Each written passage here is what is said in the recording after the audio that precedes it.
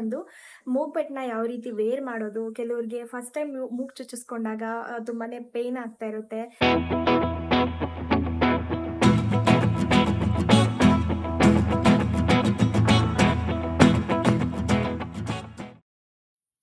Hello guys, ನಮಸ್ಕಾರ. Welcome to the Kavya YouTube channel. ಎಲ್ಲರೂ ಹೇಗಿದ್ದೀರಾ? ಐ ಹೋಪ್ ಎಲ್ಲರೂ ಕೂಡ ಚೆನ್ನಾಗಿದ್ದೀರಾ ಅನ್ಕೊಂಡಿದ್ದೀನಿ. ಹಾಗೆ ನಾನು ಕೂಡ ತುಂಬಾ ಚೆನ್ನಾಗಿದ್ದೀನಿ ಅಂತ ಹೇಳ್ತಾ, ಇವತ್ತು ಬಂದು ಮೂಗ್ಬೆಟ್ನ ಯಾವ ರೀತಿ ವೇರ್ ಮಾಡೋದು, ಕೆಲವ್ರಿಗೆ ಫಸ್ಟ್ ಟೈಮ್ ಮೂಗ್ ಚುಚ್ಚಿಸ್ಕೊಂಡಾಗ ತುಂಬಾನೇ ಪೇನ್ ಆಗ್ತಿರುತ್ತೆ.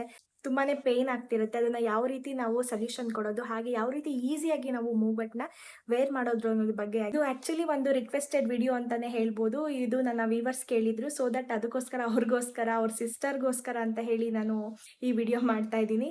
ದಯವಿಟ್ಟು ನೀವು ವಾಚ್ ಮಾಡ್ತಿದ್ರೆ ದಯವಿಟ್ಟು ಸಪೋರ್ಟ್ ಮಾಡಿ ಅಂತ ನಾನು ಹೇಳಕ್ಕೆ ಇಷ್ಟಪಡ್ತೀನಿ. ಎಸ್, ನಾನು ಈ ಮೂಗ್ಬೆಟ್ನ ವೇರ್ ಮಾಡಿದ್ದೀನಿ. ಇದನ್ನ ನಾನು ರಿಮೂವ್ ಮಾಡಿ ಬೇರೆ ಮೂಗ್ಬೆಟ್ನ ಹಾಕೊಂತೀನಿ. ಅದು ಯಾವ ರೀತಿ ಹಾಕೊಂಡೆ ಅನ್ನೋದನ್ನ ನಾನು ಕೂಡ ತೋರಿಸ್ತೀನಿ. ಅಂದ್ರೆ ಎಲ್ಲರಿಗೂ ಕೂಡ ಮೂಗ್ಬೆಟ್ ಹಾಕೊಳಕ್ ಬರುತ್ತೆ, ಇಲ್ಲ ಅಂತಲ್ಲ, ಬಟ್ ಅವರು ರಿಕ್ವೆಸ್ಟೆಡ್ ವಿಡಿಯೋ ಅಂತ ಕೇಳಿದ ತಕ್ಷಣ ನಾನು ಇದನ್ನ ಮಾಡ್ತಾ ಇರೋವಂಥದ್ದು. ಓಕೆನಾ?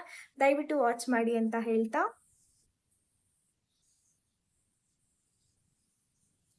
ಹೌದು, ಫಸ್ಟ್ ಟೈಮು ಮೂಗ್ ಚುಚ್ಚಿಸಿದಾಗ ತುಂಬಾನೇ ಕಷ್ಟ ಆಗುತ್ತೆ ಮೂಗ್ಬೆಟ್ ಹಾಕೊಳ್ಳೋದು, ಇಲ್ಲ ಅಂತ ಅಲ್ಲ. ಕೆಲವರು ಈಸಿಯಾಗಿ ವೇರ್ ಮಾಡ್ತಾರೆ, ಅಂದ್ರೆ ಅಭ್ಯಾಸ ಇದ್ರೆ. ಕೆಲವರು ಅಭ್ಯಾಸ ಇರೋದಿಲ್ಲ, ಅವರಿಗೆ ತುಂಬಾನೇ ಕಷ್ಟ ಆಗುತ್ತೆ. ಮೊದಲಿಗೆ ನಾನಿಲ್ಲಿ ಮೂಗ್ಬಟ್ಟಿನ ತಿರ್ಪವನ್ನು ತೊಗೊಂಡಿದ್ದೀನಿ. ಫಸ್ಟು ನಾವು ಮೂಗಿನ ಒಳಗಡೆಯಿಂದ ಫಸ್ಟು ನಾವು ಏನು ಹಾಕ್ಕೊಳ್ಬೇಕು, ತಿರ್ಪವನ್ನು ಹಾಕ್ಕೊಳ್ಬೇಕು. ತಿರ್ಪ ಹಾಕ್ಕೊಂಡಿದ್ದ ನಂತರ ಆವಾಗ ಮೇಲ್ಗಡೆ ಇರುವಂತಹ ಮೂಗ್ಬಟ್ಟನ್ನ ನಾವು ವೇರ್ ಮಾಡಬೇಕಾಗತ್ತೆ.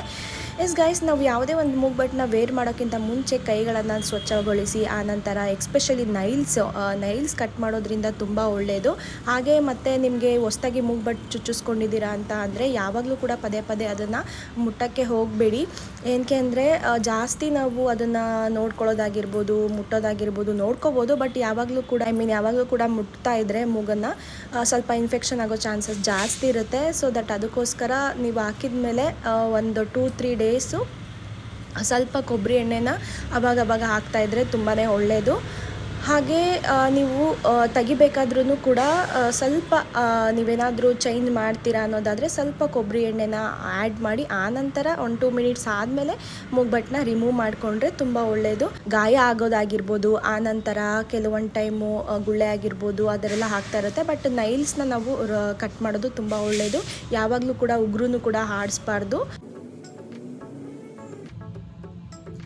ಫಸ್ಟ್ ನಾವೇನು ಮಾಡ್ತೀವಿ ಅಂದರೆ, ಈ ಕೊಂಡಿ ಕೆಳಗಡೆ ಇರುತ್ತಲ್ಲ, ಈ ಕೊಂಡಿನ ಹಾಕ್ಕೊಂಡಿದ ನಂತರ ನೀವು ಹಿಂಗೆ ಪ್ರೆಸ್ ಮಾಡಿದಾಗ ಇದು ಮಾರ್ಕ್ ಅನ್ನೋದು ಮೇಲ್ಗಡೆ ಬರುತ್ತೆ. ಇದಕ್ಕೆ ನೀವೇನು ಮಾಡ್ತೀರಾ ಅಂದರೆ, ಇನ್ನೊಂದು ನಾನು ಮೂಗ್ಬೆಟ್ ತೊಗೊಂಡಿದ್ದೀನಿ, ಅದನ್ನು ಇಲ್ಲಿ ಹಾಕ್ಕೊತಾ ಇದ್ದೀನಿ. ನೀಟಾಗಿ ನೋಡಿಕೊಂಡು ಈ ರೀತಿ ಹಾಕ್ಕೋಬೇಕಾಗುತ್ತೆ.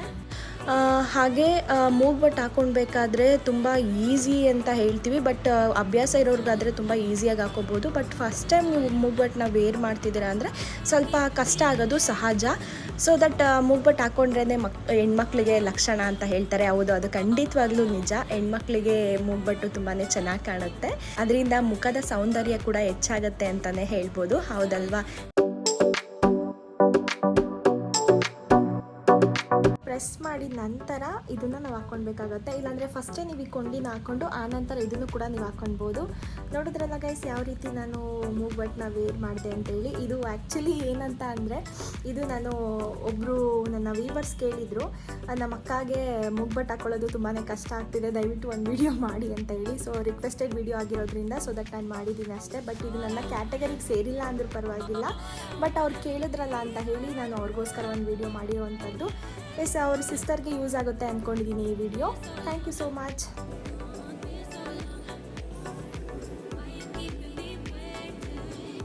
ಎಸ್ ಗೈಸ್, ಇನ್ನೂ ಯಾರೆಲ್ಲ ಕಾವ್ಯ ಕನ್ನಡ ಲಾಗ್ ಚಾನಲ್ನ ಸಬ್ಸ್ಕ್ರೈಬ್ ಆಗಿಲ್ಲ, ದಯವಿಟ್ಟು ನನ್ನ ಚಾನಲ್ನ ಸಬ್ಸ್ಕ್ರೈಬ್ ಮಾಡ್ಕೊಳ್ಳಿ, ಸಪೋರ್ಟ್ ಮಾಡಿ ಅಂತ ಹೇಳ್ತಾ, thank you for watching all. Next ವಿಡಿಯೋದಲ್ಲಿ ಸಿಗ್ತೀನಿ. ಬಾಯ್.